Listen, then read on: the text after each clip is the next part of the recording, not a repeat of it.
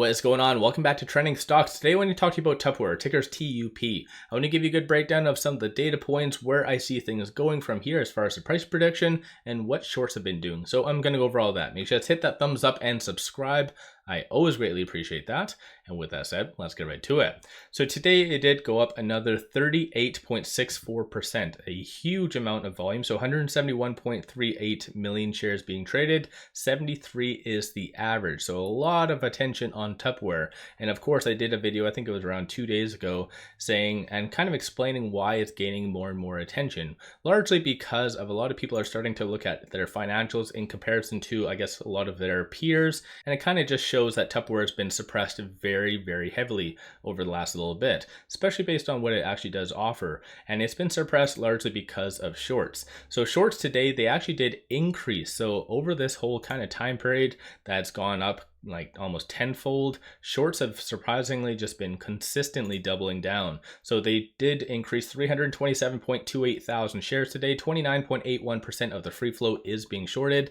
11.49 million shares overall are being shorted, and cost to borrow average is 332.05%. So when it comes down to a stock squeezing, you need four things. One of which is a high utilization, which technically, yes, they do have. You need a lot of shares being shorted. You need a high cost to borrow, which check, both do have. The only thing that you do need, which right now is missing from this whole mix, is the fact that it needs a surprise catalyst. And of course, right now it's just an estimate, but when it comes down to their earnings, it is estimated based on here to be August the 2nd. But keep in mind, like I said, it hasn't really been announced officially from the company. So no SEC filings, no press releases to really match that, but based on this, it is anticipated to come out August the 2nd.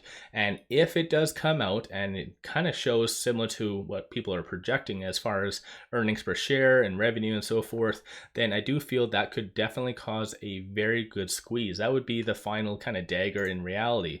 Until then, shorts are just kind of doubling down. But in addition to that though, Tupperware has also been doing a lot of good marketing campaigns, one of which, and most recently with Bad Bunny. So he's very, very popular on a global scale. So I think in reality, this is a very good move for Tupperware to do to kind of gain some popularity within the younger community. And of course, the younger community is the one that is driving a lot of these kind of meme stocks higher. So it's kind of correlated. This is why Tupperware is gaining a little bit more popularity as well. As far as options activity, still very optimistic. So $7.67 million in calls being purchased just today versus 3.05 million in puts. So 72% of all the options activity is bullish, meaning that people are still anticipating for it to continue to trend up.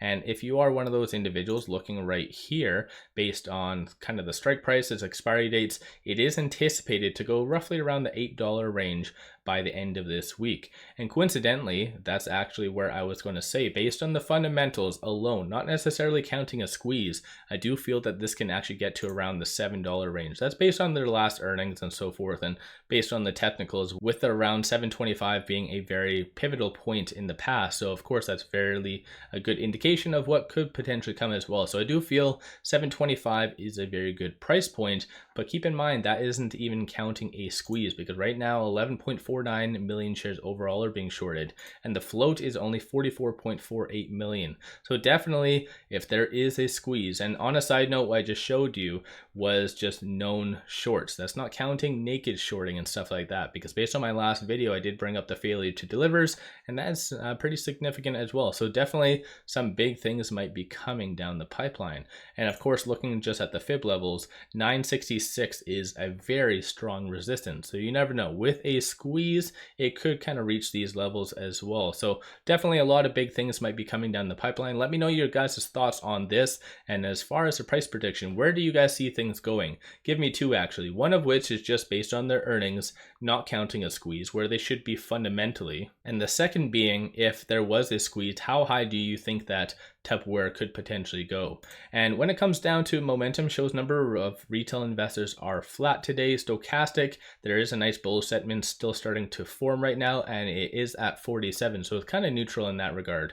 But a lot of big things are starting to happen, and based on the technicals, it's starting to look like it is ready for a very good breakout. So once again, let me know you guys' thoughts on Tupperware in the comments below. Don't forget to hit that thumbs up and subscribe. I always greatly appreciate that. And one final thing I just wanted to share with you, take advantage of promos such as this. Link in the description below and also the comments. Completely free for an account with Moomoo, but if you do throw $100 at this account, you get 5 free stocks. Each stock is valued up to $2,000 plus a $50 cash reward. So this legitimately is one of the best deals that you can get out on the market. So take advantage of this while you can. Link in the description below and also the comments. With all that said, I appreciate you guys watching, and let's all make a lot of money on Tupperware.